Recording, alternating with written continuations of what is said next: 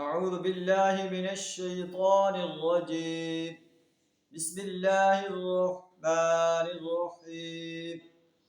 أفلا ينظرون إلى الإبل كيف خلقت وإلى السماء كيف رفعت وإلى الجبال كيف نصبت وإلى الأرض كيف سطحت فذكر إنما أنت مذكر لست عليهم بمسيطر صدق اللہ العظیم. سورہ الغاشیہ آیت نمبر 15 تا 22 آپ کے سامنے تلاوت کی. ان آیات کا ترجمہ کچھ اس طرح ہے: افلا ينظرون الى الابل كيف خلقت، کیا یہ اونٹ کو نہیں دیکھتے کہ یہ کیسے اس کی تخلیق کی گئی ہے. یہ کفار مکہ کو، مکہ کے سرداروں کو جو ہے بتایا جا رہا ہے کہ تم جو اللہ کی وحدانیت کا انکار کرتے ہو، اپنے گرد و پیش کی چیزوں کو دیکھو. اونٹ جو صحرا کی بہت بڑی سواری ہے، اس کو دیکھو. زمین کو دیکھو، آسمان کو دیکھو، اللہ نے کیسے اسے بلند کیا ہے. زمین کو اللہ نے کیسے بچھایا ہے، اور زمین پر اللہ نے پہاڑ گاڑ دیے ہیں. جب تم سفر کرتے ہو نیچے زمین پہ چل رہے ہو، اور آس پاس تمہارے پہاڑوں کی لائنیں ہوتی ہیں، اوپر آسمان ہوتا ہے، اور تم اونٹ پر سواری کر رہے ہوتے ہو. ان چیزوں کو دیکھو.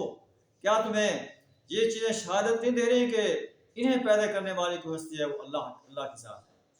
جو اللہ ان چیزوں کو پیدا کر سکتا ہے، کیا وہ 6 فٹ کے انسان کو پیدا کر کے اس کو دنیا سے ختم کر کے دوبارہ زندہ نہیں کر سکتا، اور اس سے اس کی زندگی کا حساب نہیں دے سکتا؟ کیوں تو ان پر غور نہیں کرتے؟ افلا ينظرون الى الابل كيف خلقت، کیا یہ اونٹ کو نہیں دیکھتے کیسے اس کی تخلیق کی گئی ہے؟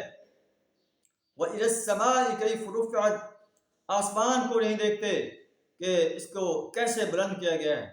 وَإِلَى الْأَرْضِ كَيْفَ سُطِحَتْ، زمین کو نہیں دیکھتے کہ کیسے بچھائی گئی ہے. وَإِلَى الْجِبَالِ كَيْفَ نُصِبَتْ، پہاڑوں کو نہیں دیکھتے کہ کیسے یہ جما دیے گئے ہیں، نصب کر دیے گئے ہیں.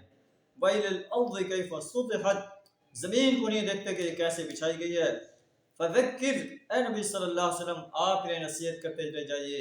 انما انت مذکر، آپ تو نصیحت ہی کرنے والے ہیں. لست علیہم بمسیطر، ان پر کوئی داروغہ بن کر نہیں آئے، کوئی جبر کرنے والے بن کر نہیں آئے.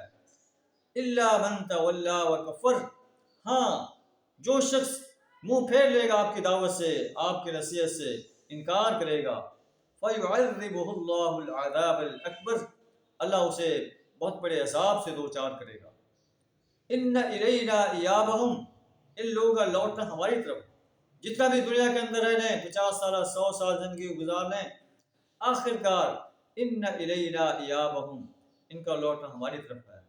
ثم ان علینا حسابہم، پھر ہم نے ہی ان کا حساب لینا ہے کہ دنیا کے اندر یہ کیا کرتے رہیں، کیسے سرکشیں کرتے رہیں، کیسے بغاوتیں کرتے رہیں، کیسے اللہ کے مقابلے میں اوروں کی پرستش کرتے رہیں، اوروں کی بندگی اور غلامی اختیار کرتے رہیں. اللہ کے دیے ہوئے دین اسلام کے نظام کے مقابلے میں کیسے باطل نظاموں کو سپورٹ کرتے رہیں. ثم ان علینا حسابہم، پھر ہم نے ہی ان کا حساب لینا ہے. اللہ سے دعا ہمیں اپنا اور اپنے پیارے رسول صلی اللہ علیہ وسلم کا زندگی کے ہر شعبے میں اتباع کرنے کی توفیق عطا فرمائے، اور ہمارا حساب آسان فرمائے. وآخر دعوانا الحمد للہ رب العالمین.